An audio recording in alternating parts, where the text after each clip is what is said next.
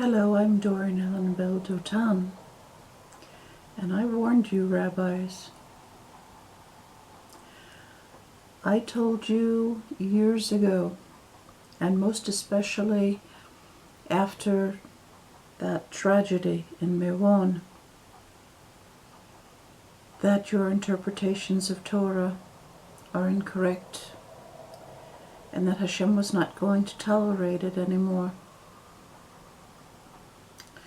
Since then, we've seen the weather getting continually worse. And we see the rise of a new phenomenon. Black people claiming that they're the real Hebrews. First you had white people saying that they're the new Israel. And now you have black people saying that they're the real Hebrews.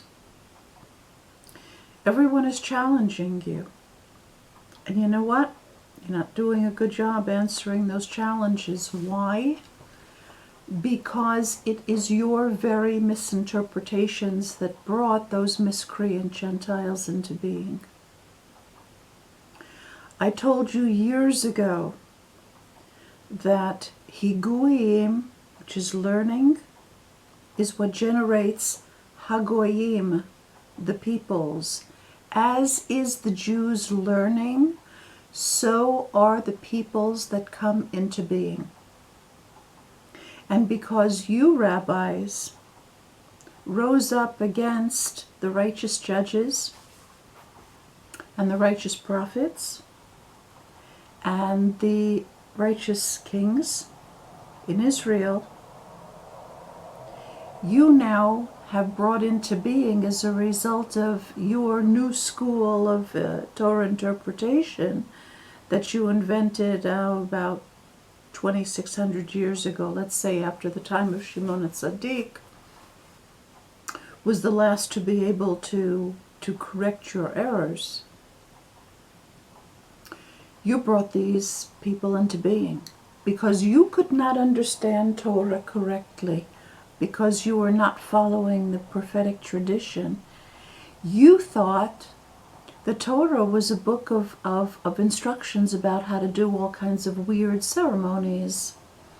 But Torah didn't tell you how to carry out those weird ceremonies, because Torah is not a book of weird ceremonies. It's the book of life.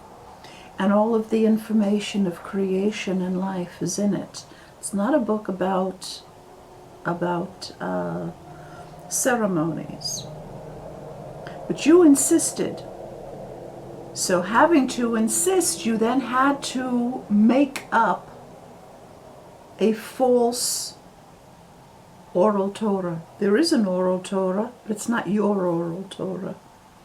As a result of your writing a Mishnah and your writing a Gemara, the Gentiles that errant learning brings into existence now think that they need a New Testament too. And they're challenging you. The tragedy of this is that the blacks in America think that they're the real Hebrews because they suffered slavery. They suffered slavery over hundreds of years. The tragedy is that there is nothing about slavery in Torah. Nothing. The narrative about our going down to Mitzrayim is not about slavery. It is about Knesset Yisrael coming down and becoming an embodied Jew in the womb. And the building of the pyramids, that's not the building of the pyramids. That is the information about how the body is built in the womb. I told you this years ago. And the Exodus story is the birth process. I think the parting of the Red Sea should be eminently clear, even to those who are intentionally blinding themselves to the truth.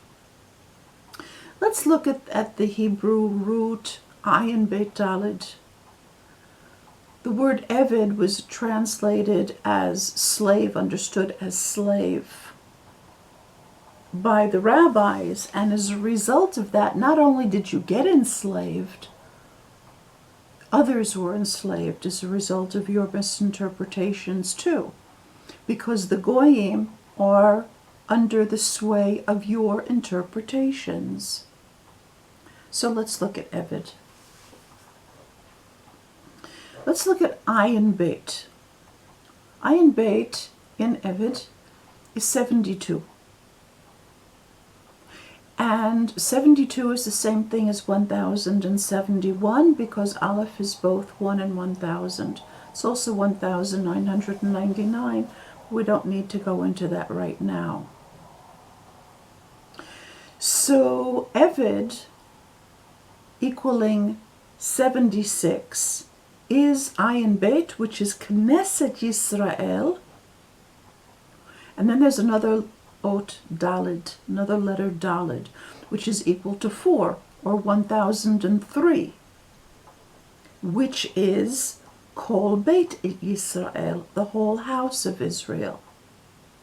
So Eved, ayin bet daled, is Knesset Yisrael, and the whole house of Israel. It's equal to 76 together, which is Bnei David. But you can't see that.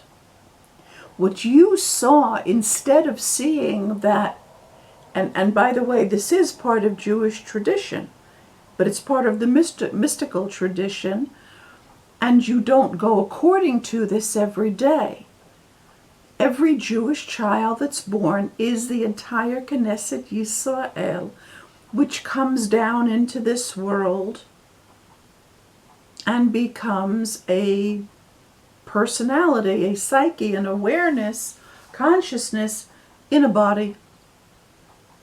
You know this. So why don't you see it in the whole narrative about Mitzrayim? Yeah? Why don't you see that? By the way, Mitzrayim equaling 940 is Rechem Kibel, a womb received. Yeah. So you don't see these because you don't honor the female enough.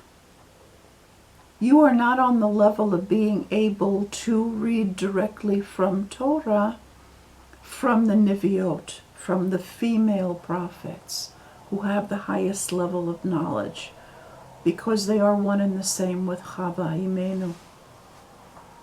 You don't see that. And as a result of it, you've brought some really miscreant, belligerent, morally deformed Gentiles into being, and now they're challenging you. Now they think that they're in a position to interpret Torah better than you in exactly the same way you thought you were in a position to be able to learn Torah better than the Nevi'im. You know, one of the rabbis who's having him say, like the blacks are wiping the floor with him, not long ago said the rabbis are on a higher level than the prophets even. When I heard that, I knew that he was in for some trouble. I knew that God was going to put him in his place. So now he finds himself battling an army of black Gentiles who are trying to tell him that their New Testament is better than his Talmud.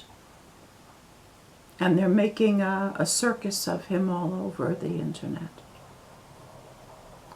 For years I was telling that rabbi that he was wrong. But he was so arrogant. Who am I? Like, why listen to me? The fact that I can show him Hebrew proofs and he has no proofs other than appeals to authority, that didn't sway him. He's not the only one. I mean, all of the rabbis are in the same position. He just happens to have a bigger mouth than most. Some have said, wise people have said, that self-assurance is quiet while insecurity is loud. This is absolutely true. So all of the rabbis with the loud, big mouths are now being confronted by the blacks that they brought into being, who have louder, bigger mouths than they do. And frankly, guys, rabbis, you're not defending the Torah against them. You're not able to. The only way, and I told this to another rabbi who's dealing with the white missionaries too, the only way to correct the Gentiles, HaGoyim, is for the Jews to learn Torah correctly. So long as you insist upon your Babylonian baloney blah blah, you're going to be producing miscreants who not only don't have the capacity to be able to understand Torah correctly, they are belligerent, they don't like you, and they're going to confront you. Thank God that confrontation has been on the level of